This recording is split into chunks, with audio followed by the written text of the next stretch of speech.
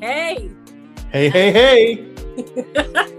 Oh, I'm so excited. Our first show. This is our first show, everybody. This is Classic Screenshots with your hosts.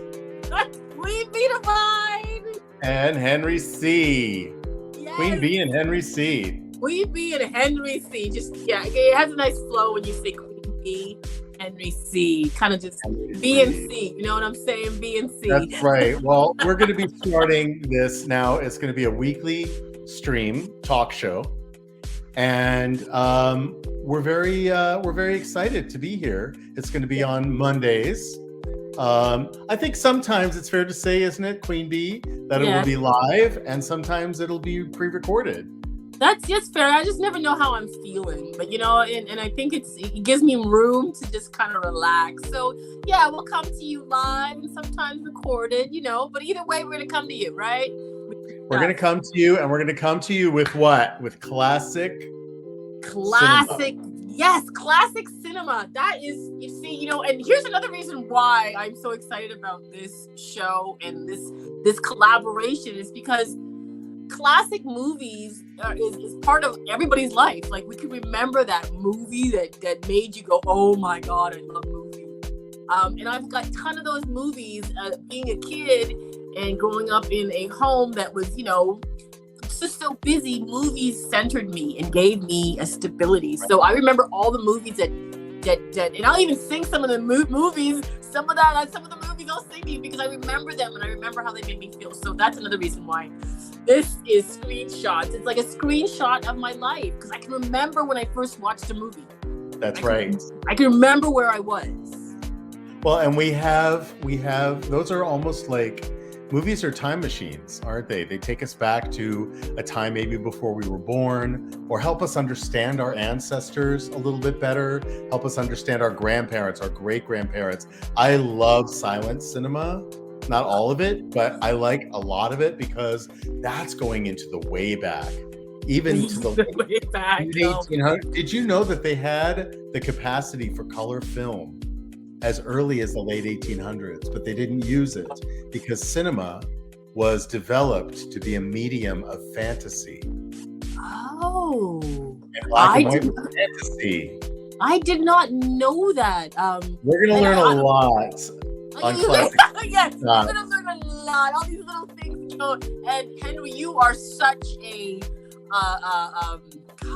you are so immersed into this field, and that's why I want to join with you because we both have musical theater backgrounds, right? We do. We absolutely do. And theater is the foundation. All the best actors you see in film today and throughout time got their start in the theater. In fact, some of the movies that we're going to be exploring over time are from the early days of cinema. And sound film was only introduced in 1929 for the first time. Whoa. And so what that did, because everybody thought it was just a flash in the pan. Right. Thought it was going to last because it was like, why would I want to hear that? Why don't I just go see a play? Right. But it took off like gangbusters. And one of the challenges that they had was that in silent films, people relied on their faces. People relied on their gestures. They relied on the lighting and everything else. Nobody had to hear their voices. And very often, these glamorous beauties would be talking through their nose like this, or even the glamorous men too were like, talking like that. And so they had to bring in from New York, they had to bring in theater people to do talking pictures. That's why they all had that theatrical sort of larger than life quality. And it's really fascinating. I studied film for a couple of years, just really as a focus on mostly American classic Hollywood films. Right. And starting with the silence and all the way up until So since you've studied, you're very immersed into that subject, and I'm more of a I'm a ride along. Movies has just been a part of my life. But speaking about that, what's your favorite movie? Like your very first movie where you can say, yeah, That's the shit. I can't. There are too many. There are too many damn focus on it, brilliant. You know, okay, a little bit of backstory. Okay. My father was a director for the USIA, the U.S. Information Agency, which no longer exists. Right. It was developed to be essentially the propaganda wing of the U.S. government. Really? Because this was at a time before there were even satellites, right? So American culture, which is all appropriated anyway, it took time to get across the sea. It took time to get to Europe and to other parts of the world, right? To the east and to the south, you know, South America and to the islands and Caribbean and Africa and you know, it took time. And so in the late 50s, early 60s, that's when they started this agency to start to permeate American culture out into the world. Now, as we know, the United States, or even we could say North America, right? Because QueenB is Canadian. She lives in Canada. North America is made up of mostly appropriated culture, what we would call Canadian/American culture. Right. Is not indigenous culture. That's not how the world looks at it. Right. This is all appropriated culture. And so what my father's agency did for America was he wrapped, or the United States of America, he wrapped up all of these appropriated things, including Hollywood, in a big red, white, and blue ribbon and sold it back to the world as America. And it was industry, it was cuisine, it was music, it was Hollywood, and every sports, right? Baseball. And the Olympics, all of that. And so in these giant airplane hangars, he would produce these expos of American culture, USA. It was sponsored by Pepsi in part, right? So again, branding was new, getting out there in the world. This is at a time before there was a McDonald's outside the United States. What? There was a time. We forget. But cinema was a big part of what he did. Cinema, radio, television. And so every week we would get these heavy duty cases of reel-to-reel celluloid films, classic American cinema. We had a projector, which I learned very young how to thread the celluloid through the projector, and you turn it on and it's going right. We'd have a screen that we would put up, and we would have classic movie nights, and this was formative in my life. It became a passion of mine, because when we talk about classic films being invented to be a medium of fantasy, it clicked me out of my day-to-day existence and took me to a whole other place that I didn't recognize in the real world, because the real world is in color. And that's what people of the early days of cinema, the audiences, were looking at, and they were considering that, why would I go into a darkened room with 100 other people and watch what I could see right outside my door on the street, right? And so to be transported through light and the silver screen, the quality of the silver screen, in images that were larger than life. Right. We're so caught up now in our tiny little mobile phones that we can hold in our hand. We watch movies on that. We watch movie on our laptop.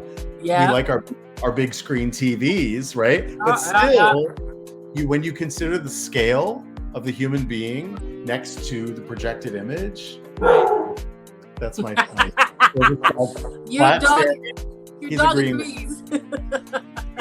Well, it's 9:00. I'm in Spain, by the way. QueenB is in Canada. BC, welcome BC, British Columbia.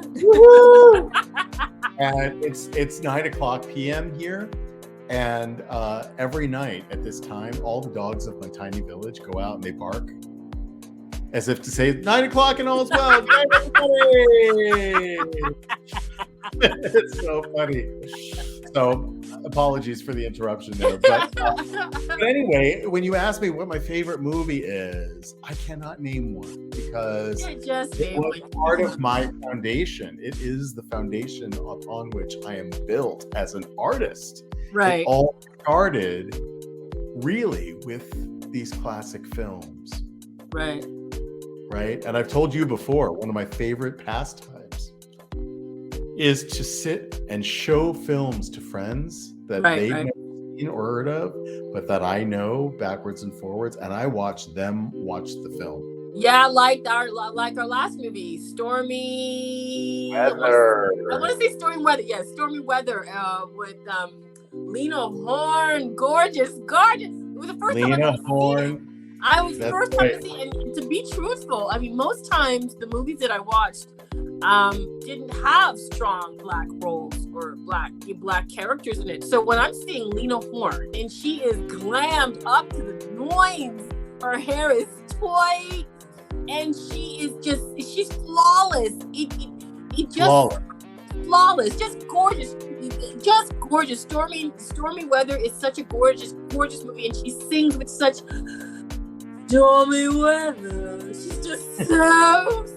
And you know what I love about old movies is that they took their time to send the message out. There was no rush for her to sing Stormy Weather in any speed, but the moment of actual weather.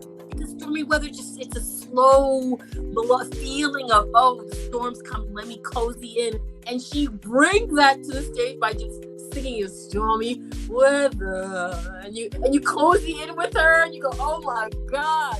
And the camera work for back in those days. What? I mean, stormy weather was sort of a phenomenon because it was probably the first mainstream Hollywood film that portrayed an all-black cast and not in slave huts or tattered clothes or, bandanas and, and the big smiley, goofy, characters. We were talking earlier, QueenB and I, about how a lot of these mammy type characters and maids, that especially black women were depicted as. They might have been sassy and strong, but they were desexualized. They were completely sexless. And Lena Horne was, I believe, the first black sex symbol out the gate. Yes, and she didn't have any.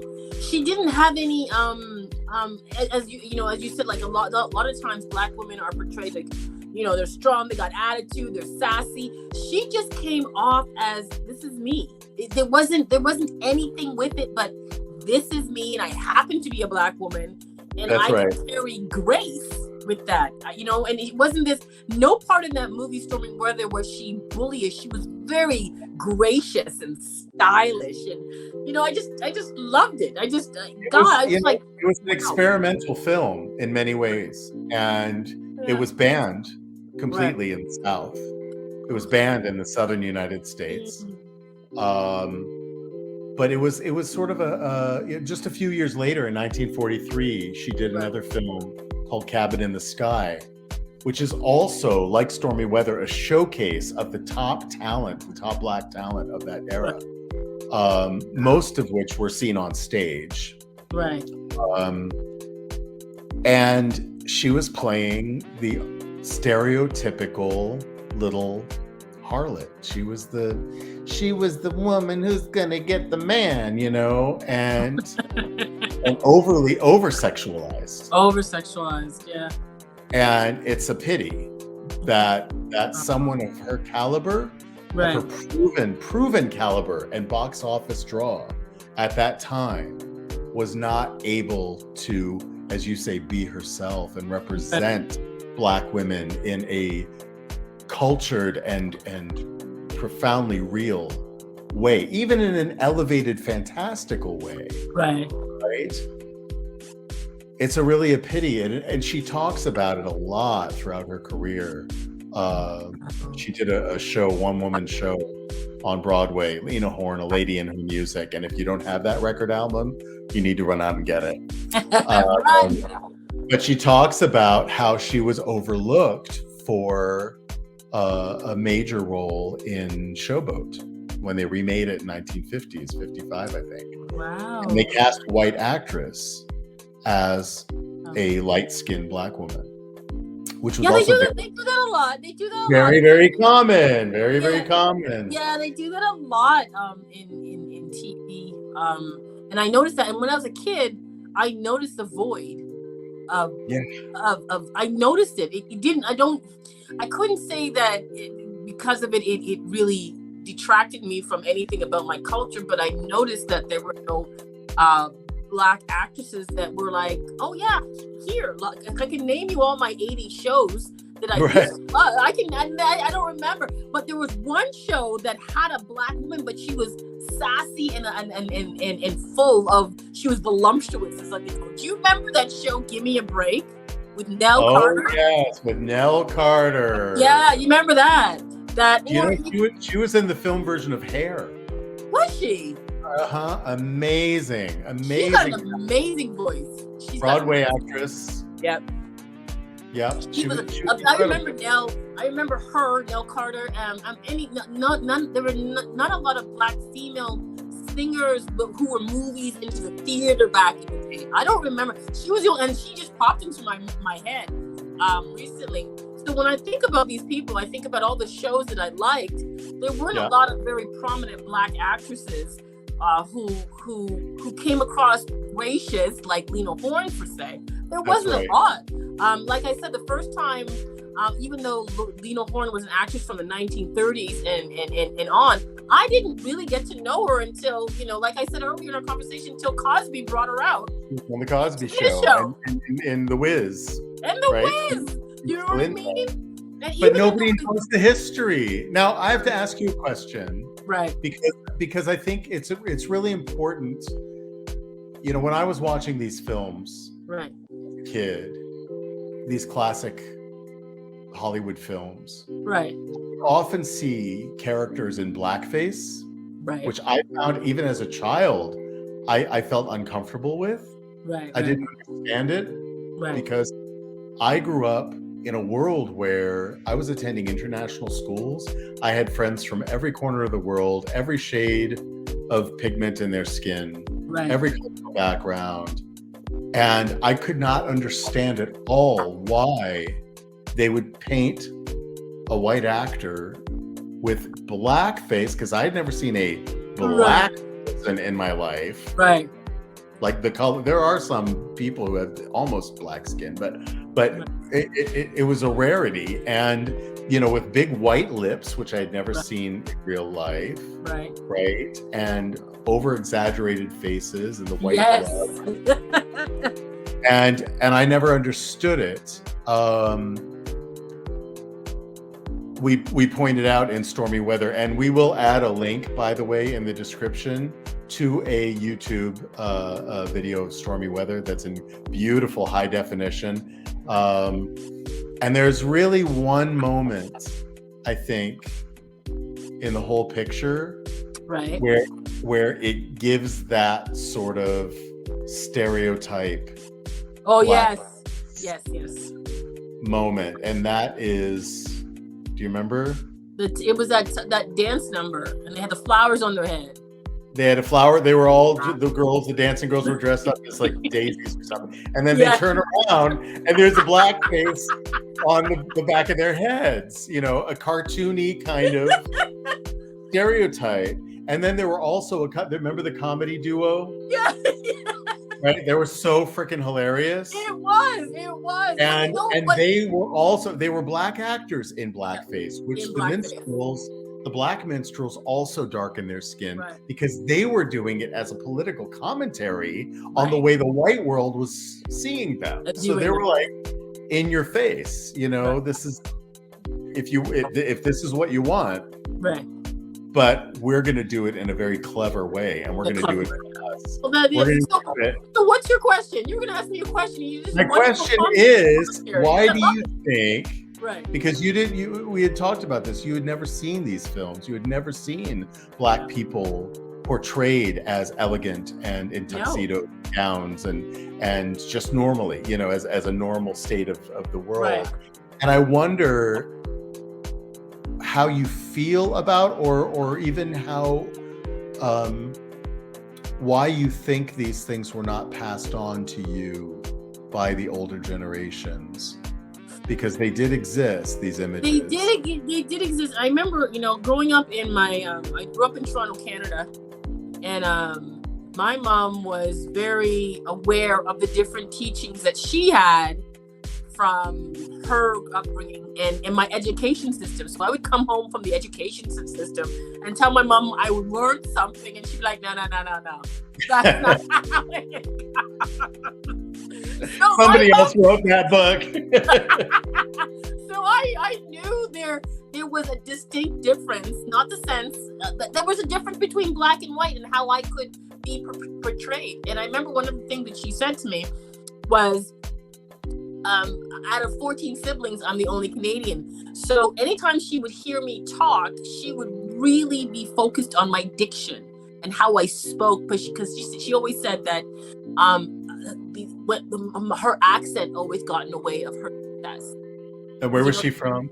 She was from Jamaica. Her accent, she had a very strong Jamaican. I could hear her. Sonia, come get this. What you doing? What you doing? Look at that. Go read that book. You could hear her. I would make fun of her because she would say, I would say egg, the Canadian way. And she'd put an H in it. And she'd go, egg. And I'm like, no, mommy, it's egg. She'd like, egg. And she would get mad at me because I'm correcting her, right? But my point is, she really believed, her specific generation, that they really took to heart that there was a ceiling for Black people. She took to heart, she really believed the ceiling, that, you have to act a certain way. She was a chambermaid for most of her life and then switched over to be a nurse. And I remember how the difficulty she had for being a registered nurse, because patients were mostly white, didn't take her seriously. You know what I mean? They're like, I'll wait for the doctor. I'll get me the doctor or whatever. But when it came to movies and how people portray, Black women being beautiful or having, I don't think it was her time to get it, but she understood it was necessary. So you can tell that. Say again? Did she see those films? Do you know? She saw, I don't know, I can't say for sure, but I know that when it came to music, she was all about the Black experience in that sense. She knew a lot of, anytime we listened to music, it was always by Black people, because not because of she didn't like any other, that was what she listened to. And the first time she brought a white singer into her house was when, who was it? I think it was, Kenny Rogers and Dolly Parton. Islands in the Stream. Stream, yeah! That is what we are. Yes, that was our first induction into what? But she never told me to act less than. She always told me I had to try it that much harder, be smarter, be more eloquent. She never wanted me to fall to that wayside, to have to battle who I was, just be. So, and I think that the reason why the idea of certain, like you see in those Black movies, Lena Horne, Stormy Weather, why that didn't come across is because I don't think she believed in her heart that it was achievable. You know what I mean? She thought it would be too difficult, and it was bad enough that it was hard enough being Black. Don't try so hard. But she knew as a Canadian, I would have to go through that. So she just told me, just do your best to assimilate. I think she didn't want to rock the boat. You know what I mean? This is the story of the immigrant experience. Right. And, this is, my family were Jewish immigrants. And right. I know I have many, many friends who are Italian or Irish immigrants. And they were trained from an early age to lose their accent, to lose their isms. right? Because it'll hold you back. Yeah. If you're considered to be an immigrant, that meant that you're an ignorant immigrant. Yes. Right? And you were Very not given the same opportunities. And you know, it's interesting about Stormy Weather, that it was not made for Black audiences. It was not intended for Black audiences. You mentioned that, and I can see why now when you look at it from a big picture sense. I can see why it wasn't made for Black audiences, because we both work in the mental health and whole podcast that we talk about mental health. You can see why that wasn't given to the Black community back in those days, because just being straight here, why would you want to elevate a culture that you're trying to suppress? Exactly. Right? Goes without saying, but we have to say it. But do you think that now, today, it's important for Black people to see this film and others like it? The few that are like it? Yeah, it's sort of saying, I was in that moment going, wow, look at, how far we've come. So I'm sorry, I went off for about a second there and just went, what? Wow. It's a lot. It's a lot, because I wonder, and I was speaking to you about this, I was wondering how it would affect me as a little girl if I had these role models. When we were little, we had role models who were either murderers, I don't know if you've ever seen that show called The Atlantic Child Murders. Although it was based on a true story, it was about, his name was Wayne Williams, and he, according to that, he was the one that took these 28 kids, but they found out later it wasn't him. But these are the things that were streaming in our community. Right. They didn't choose to say, okay, and be clear about this is just a show, and we are not all of this. They never clarify it. It was when you're in the ghetto, so to speak, and they know you only have 10 channels because they've done their research. They know what's going on, and they stream this into your TV, into your community.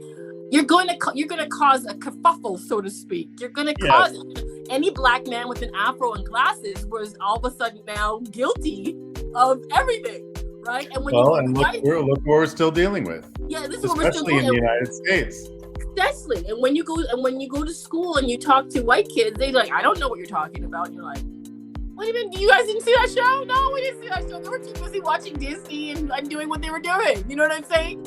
So why is it important now? Why do you think it's important now for BIPOC people to look at these old films? Because we need them. We're in a time of waking up, and I'm sure you feel it, where a lot of lies are being uncovered, and it's like decorating a house. You strip down the old wallpaper, and there's little bits of residue, and we're now ready to put up that new wallpaper, but we got to make sure that old residue is off the walls, or it's gonna.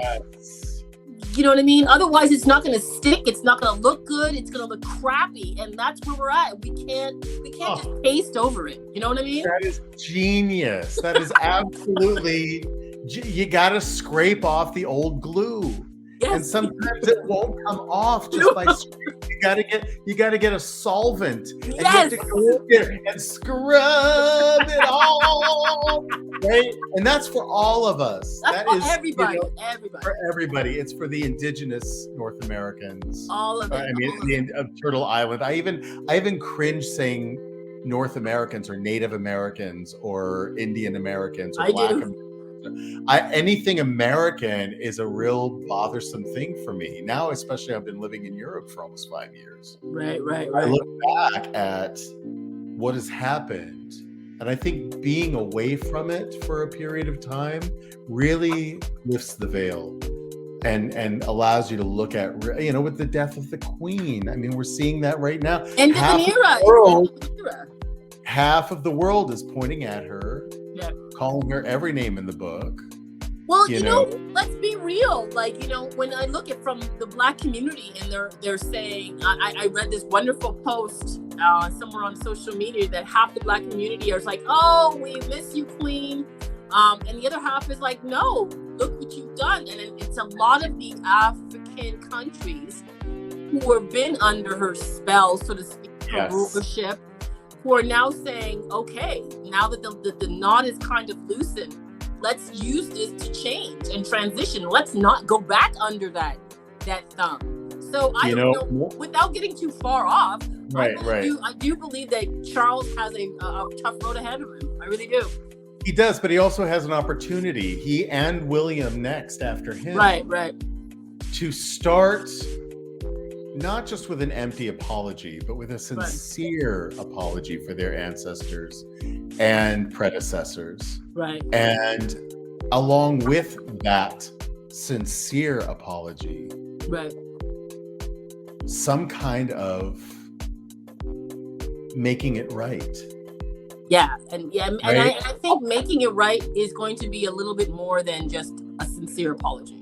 No, absolutely. That's what I'm saying. There has to be action along with it. And my first thought was break down all the royal jewels. Right. Take all those fucking diamonds and rubies and pearls and shit and ship them home. Give them back to the people who you looted them from. Or maybe even better, because it's been hundreds and hundreds, maybe, longer of years since the looting took place. Buy them and let the money from the purchase of those things that you looted provide an opportunity for elevating the people of those countries that you destroyed. See, that would be I would love Wouldn't to that be look amazing? back. I would look back 20 years from now. I would love to look back 20 years from now and know that there was a movie created about them doing that. Doing that. That would be great to tell our kids or tell the generations, however we see the generation, and say this is what happened. And get the crown, get the pliers. We're gonna melt the shit down. We're gonna send it home. That would be awesome. But what are they going to do? They're rocks. I mean, they're rocks. They're not really, they don't have any inherent value. Right, exactly. Right? But they have cultural value. And because they're a part of British history, such an important part of British history and protected as such. Right. Go back to the countries and give prosperity back to the people by purchasing the goods that you looted.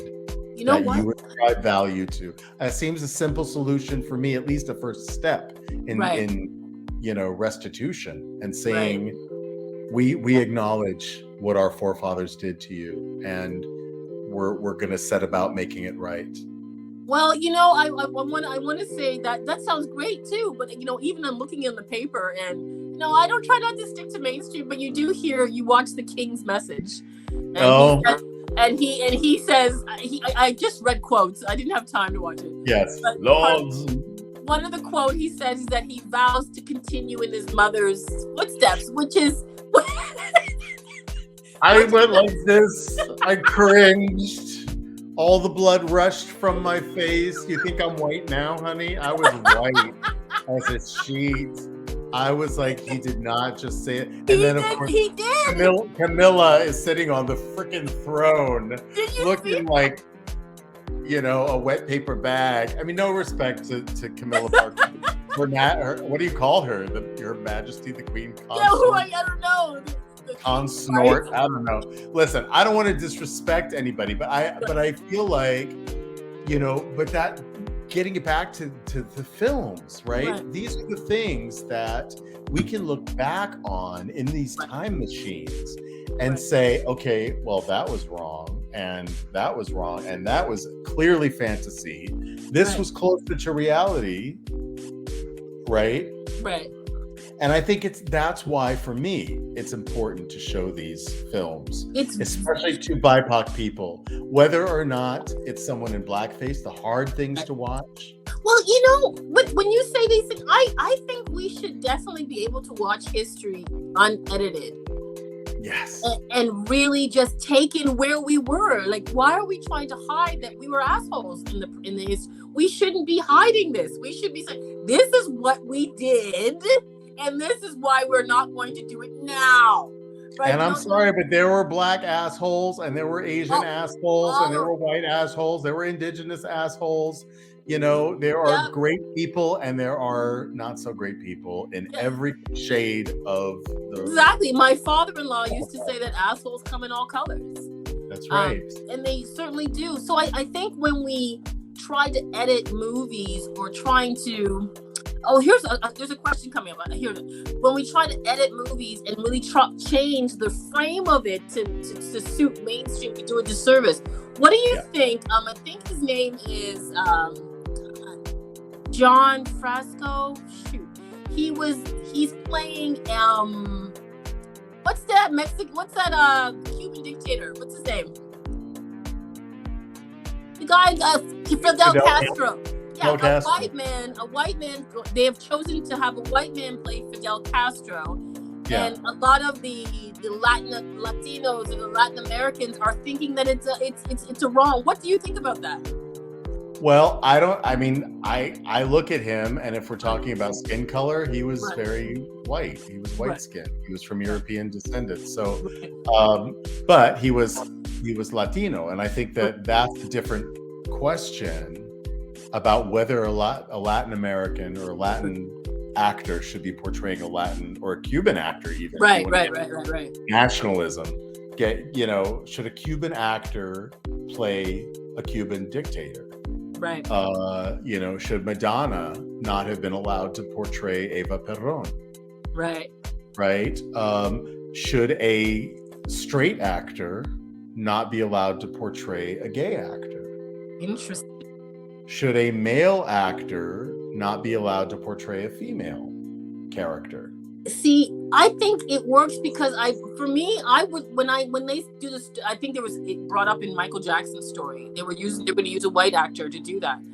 I personally, from my opinion, I like to keep it succinct with that, because this is a piece of history. If we're doing a documentary, and whether it has to do with sexual orientation, skin color, I think we should, for me, to stay in that vein. I think it pays respect to the person being portrayed. Right. I think it also carries with it.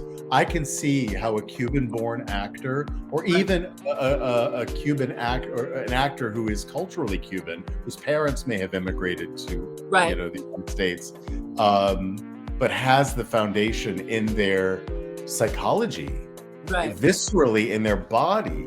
I think it brings a certain degree of respect to the portrayal that somebody not of that experience, right? There's a big controversy around all black cast versions of popular, musicals of the golden era of Broadway, right? We were talking earlier. If you go to our Facebook group page, which I hope you will, Classic Screenshots. If you go to facebook.com/groups/classic screenshots, the image that we chose for the banner is of Pearl Bailey, who was I'm looking at that right now. I just chimed in. I'm looking at that. I love that picture. It's a beautiful picture for a number of reasons. Not only was she a world famous talent, Broadway and recording star music, but also in cinema. She was married to a white man, a jazz drummer, Louis Bellson, who she's pictured with in the image. And so, and she was the first black portrayal of Dolly in Hello, Dolly. And it was an all black cast. Now, did it have to be an all black cast? Did The Wiz, have to be an all black cast portrayal of the Wizard of Oz? Because The Wiz, it's a fantasy. It's like the lion doesn't have a skin color, right? I see what you're saying. Okay. And so there are certain, but for me, The Wiz stands alone as a piece of Black American art that tells a Black American story in a Black American context of its time. And so that worked. Hello, Dolly. I don't think there needed to be an all-black cast No, right? I have, I have to agree that sometimes we don't need to do the contrast. I get it. Yeah, sometimes They did then, but right. now. Then exactly now, no. Like I see what you're saying. Like even now back in the day, this is a kind of the same vein, but back in the day when Lord of the Rings first came out, Right. I liked it, but I didn't see any representation. But I get that they want to create whatever I don't Black know. Hobbits, yeah. But now when they have the new one coming out, which is the prequel to, Right. they have showing there are black people in it. There are all kinds of people in it, and I'm more excited to watch it. They have Right. a black queen in there. They have, so it's for me. Oh, spoiler alert! I just started. It's only 2 shows in, so I haven't seen it. I don't spoil it. No, I'm not gonna do it. But I'm saying they do have representation, and I don't know if that was part of the conversation when they said, okay, let's redo this, or let's make the sequel. Let's be inclusive, opposed to, because it is fantasy and fantasy and all that. So I don't understand why we can't just fantasize our black asses into the movie, or Asian asses. Why not? Look at the Star Wars franchise. Right. Right. Nobody talked about the fact that James Earl Jones voiced Darth Vader from the beginning.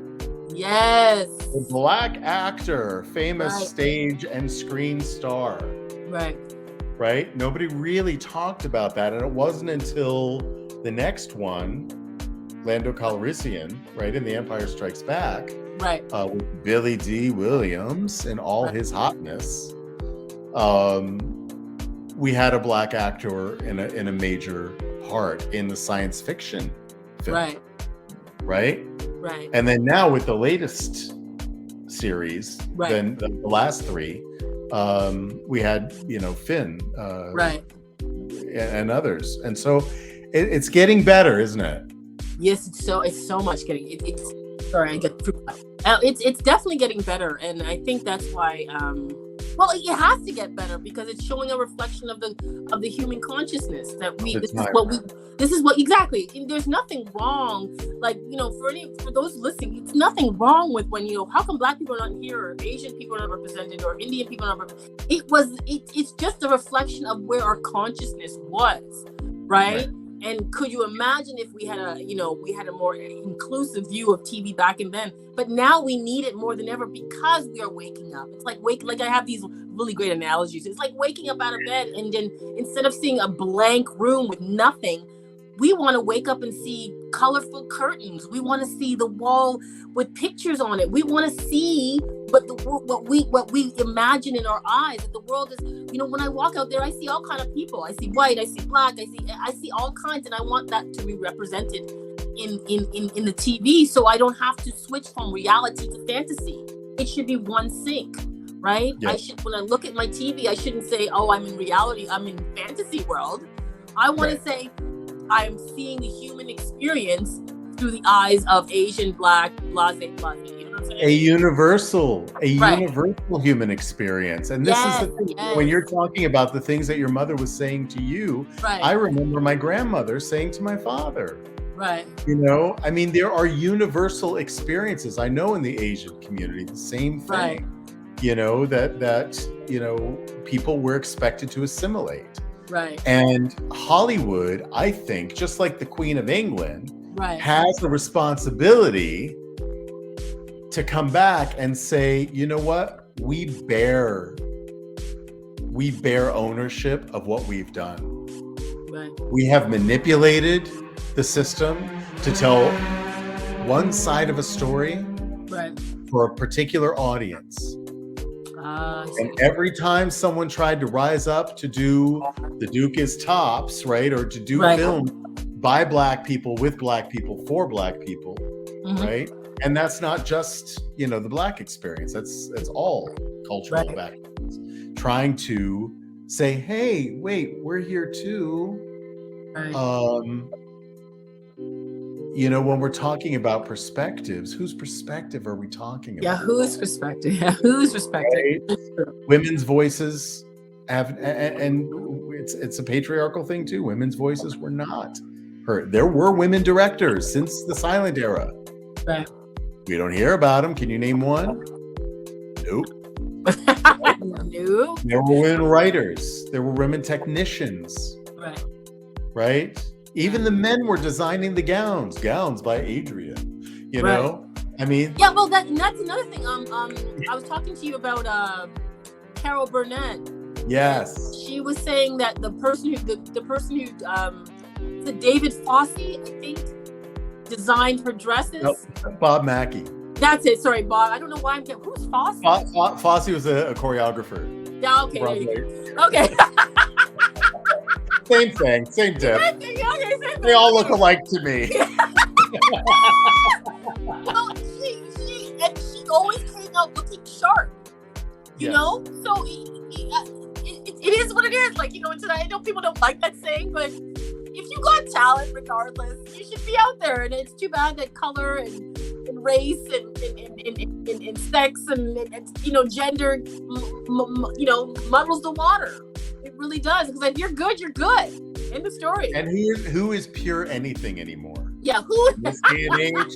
Who can say anything is pure white or pure black? Are you black enough? Are you white enough? Are you Jewish enough? You know, I mean, this is coming up in the conversation all the time. And hopefully, cinema and television and music are rising up to those questions. Like and addressing them. You mentioned that it's, you know, I think we had one of these conversations where we said, hey, we should do something, we should talk about this live. Was what let me think, hold on, my I just had a brain fart. I turned 50, names go right out of my head, so I can totally empathize. Google it. Oh, that's it. Okay, because you had mentioned that it's really, you know, artists have a big job. It is our responsibility, you know, whether you're a painter, writer, singer, whatever it is, whatever artistry you have, it's our job to create history so it is viewed properly, so we can learn from it. You know, we can see it. We can, you know, I don't know what properly means, but do your expression. Reflect it. You don't create it, you reflect it. Reflect what you're seeing. Reflect. As a Black woman, in my artistry, I try my best to reflect that I did grow up around a lot of African, Black, dark-skinned people after a certain age. But I try to incorporate that every, you know, it's hard in Canada because it's so, I know they say Canada is very multicultural, but give and take. So, you know, I try my best to reflect that this is what I've learned in the world that I'm in. When I hear words like even the word romantic, I remember heard someone saying Afromantic instead of romantic, Afromantic. It's a whole different genre. A whole new genre. But it's just because the people in that culturally want to see things reflected. They want to see Black Afromantic movie. They want to see just a Black experience, not because they're Black. We fall in love. Jewish people fall in love. Asian people fall in love. You know, and have sex. Yeah, and have sex. It's all over the place. Like, this is what we're doing. And when we think that, because a lot of people in the industry think that only a certain group should have the experience, we're doing a disservice to each other. We really are. Like, you know, when they say, you know, just because you say something bad to someone, it's you're not hurting them, you're hurting yourself. And I think we're hurting ourselves when we don't reflect the world that's real out there. You know what I mean? My grandmother used to say, honey, when you're pointing a finger at somebody else, you've got 3 fingers pointed back at yourself. See? Right, and your pinky. Pointing back at yourself. Right? We got to stop pointing at each other. You know, the getting back to the whole monarchy question. Right. I know we're veering from classics. No, hey, this is what it is. This is what it is. This is what it is. But the word monarchy that comes from the Latin and Greek means to rule alone. Oh, really? Yes. And the way I interpret it, is that means you rule over yourself, period. You do not rule over other people. You do not set yourself higher above because of the color of your skin, because of your socioeconomic status or your heredity, right? This is we hear this a lot, especially in descendants of Africa, saying that we are all queens, we are all kings. Yes, beautiful name, QueenB, divine, right? We have to elevate ourselves. But this is the point: is that we are all queens, we are all we're kings. all, thank you. We're all in kings. and of ourselves, and that Right. is what the true meaning of monarchy is: to rule alone. You are only responsible for your mind and your heart and your soul and your reactions to everything going on around you. Winner, right? winner, chicken dinner. I tell you, that is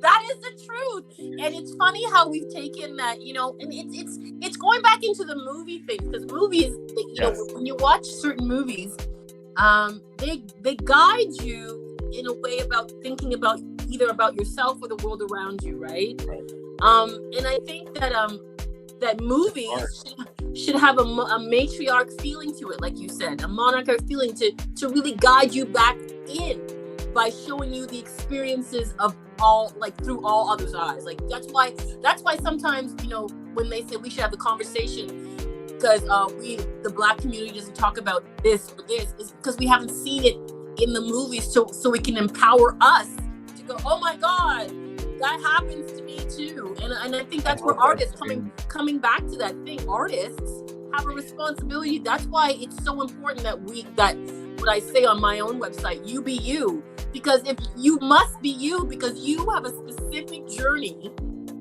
to share, whether that to be a producer, an actor, a writer, to share your experience so I can learn. So I'll probably never, I will never be white in this world. Never. So I would like to know what it feels like, honestly. What do you feel like, honestly, when you see someone like me? How do you feel when you're in a room with whether it be LGBTQ, depending? How do you feel when you're writing? Be honest, because if you're not honest and say, "Oh, I'm uncomfortable," then we can't heal you. We can't help. And what will be very clear when one is in that mindset, which I agree is 100% right. Right. Is that what we will see is that there's a universal human experience that we can all relate to. It doesn't matter how much melanin we have in our skin or what our cultural background is. There is a common ground that we all stand upon as human beings, and that we will see ourselves reflected if it's portrayed truthfully. When I had a folkloric theater company in Massachusetts, I felt really compelled to tell the stories of the indigenous population that used to be there. None exist now today. Wow. And when John Smith of Pocahontas fame, who wasn't her boyfriend, by the way, and he was kind of a mud duck. He was very ugly. Like the depictions of him were not pretty. So Disney got that wrong. But I couldn't find any children of color to portray the indigenous children. Wow. I had blue-eyed, blonde-haired kids. And I called the universities, indigenous studies experts, people in the tribes of southern Massachusetts, to say, what do I do? I feel it's so important to tell these stories, but how do I do it without representation? Right. She said, several of them said the same thing to me, which I really appreciated. Children are children. And if you portray the characters truthfully, then you're doing it with respect. Yes. Oh, I see. It doesn't matter ultimately who the actor is. It's, are you portraying the character with dignity and respect and truth? And that goes back to your question earlier about Fidel Castro and who is portraying him. Yeah, but okay, right? but for as being growing up as a little Black girl, I would have loved to see little Black girls portrayed as little Black girls. I'm not saying that I wouldn't want to see. Do you know what I'm saying? So there was a big. And nobody was portraying little Black girls. There were no little Black girls in the movies back then. There was none. If it wasn't for Rudy on the Cosby Show, I don't think I would ever had any. Or even God forbid, I think the only Black kid I saw on TV besides Rudy was, I know you probably get a kick out of this, but it was a Little Rascal. What's his name? Yes. Buckwheat and Farina. Of course. Like Buckwheat was like, anytime I braided my hair, no matter how mean it was, I was considered black. I was considered buckwheat because that was the only thing that they could connect me to, right? And what was beautiful about the Little Rascals, which actually started in the silent era, yes, it did, is that they did not portray the black children any differently than they portrayed the white children. They were all friends. They were all children. You know, they may have been a little more caricature. Yeah. But not much. I'm sorry. Alfalfa and Spanky were pretty caricature too. Yeah, they're very caricature. And they were all friends, and they were all equals. Friends. They were all, nobody was above anyone else. And so there are glimmers of it. And I hope that with this new talk show, Classic Screenshots, we will be able to lift the veil, to bring back some of these images, both the beautiful ones that were portrayed with truth and dignity, but also the ones that are hard to watch. Judy Garland in blackface, that nobody, and she was 13 years old, right? Wow. So she was in the system and she was forced to do it, as many were, but that was also the culture. And how do we navigate those conversations now? Right. So if you are watching this wonderful talk show with QueenB and Henry C,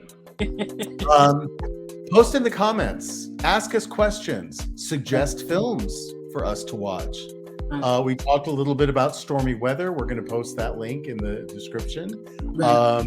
We also are going to talk about, next time, we're going to talk about a wonderful film, animated film, called Seder-Masochism. Yeah, that was good. That's good. Oh, I'm excited to talk Nina about that. PALEY. And we'll have a link also in this description so that you can go and watch it and then come back and talk with us. We can have up to 5 guests. No, now we can have up to 9 guests on our talk show. So if you want to be a guest, let us know and we'll add you into the mix. We'll add your voice. We got a couple minutes left. Is there anything that we didn't talk about that we want to wrap up with, QueenB?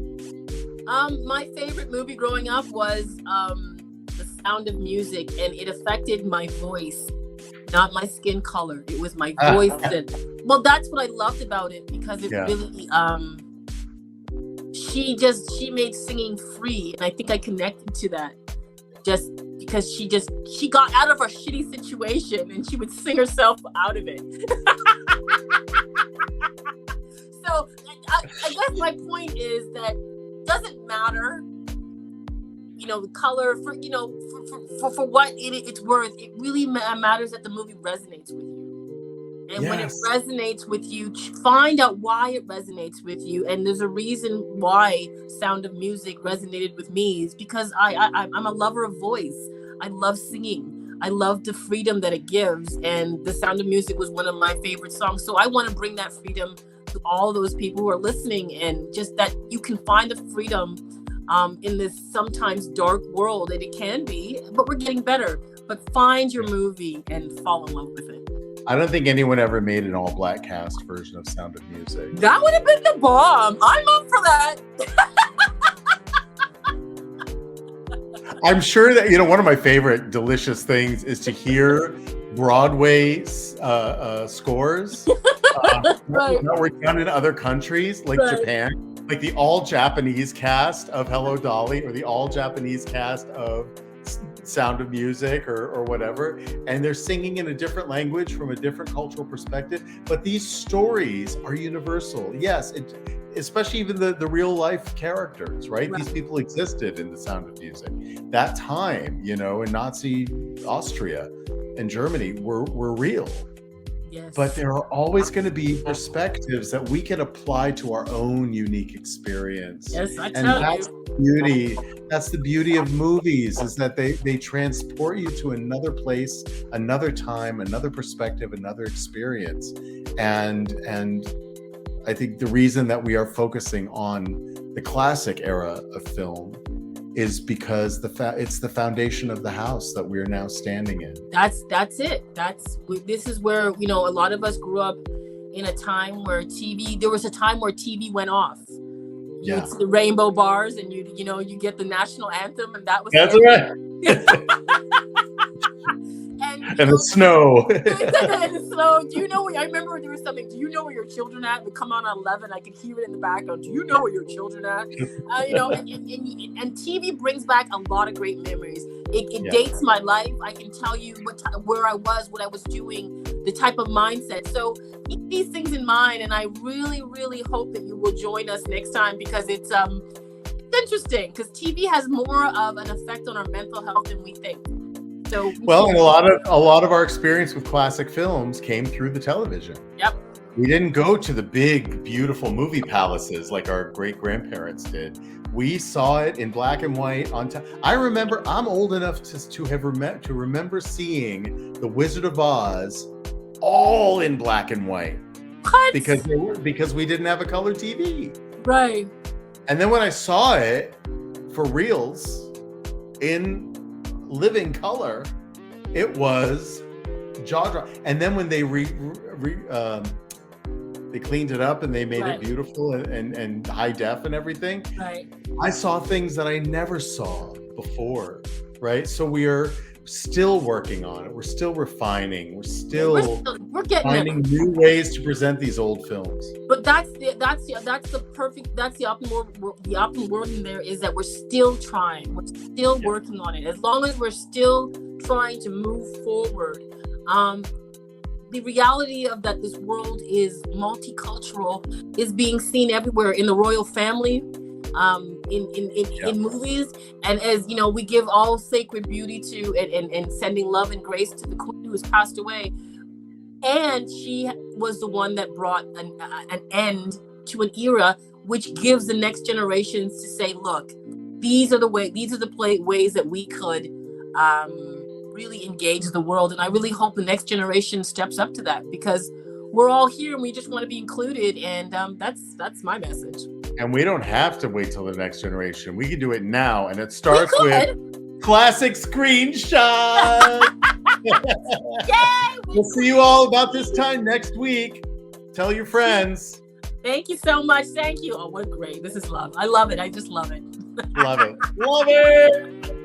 And go watch these movies. Please. I'm telling you, go watch a movie. Stormy weather, baby. The link is in the description. And then go and watch Seder-Masochism, which we'll talk about next week. That was fun. See you next time. Bye, everybody.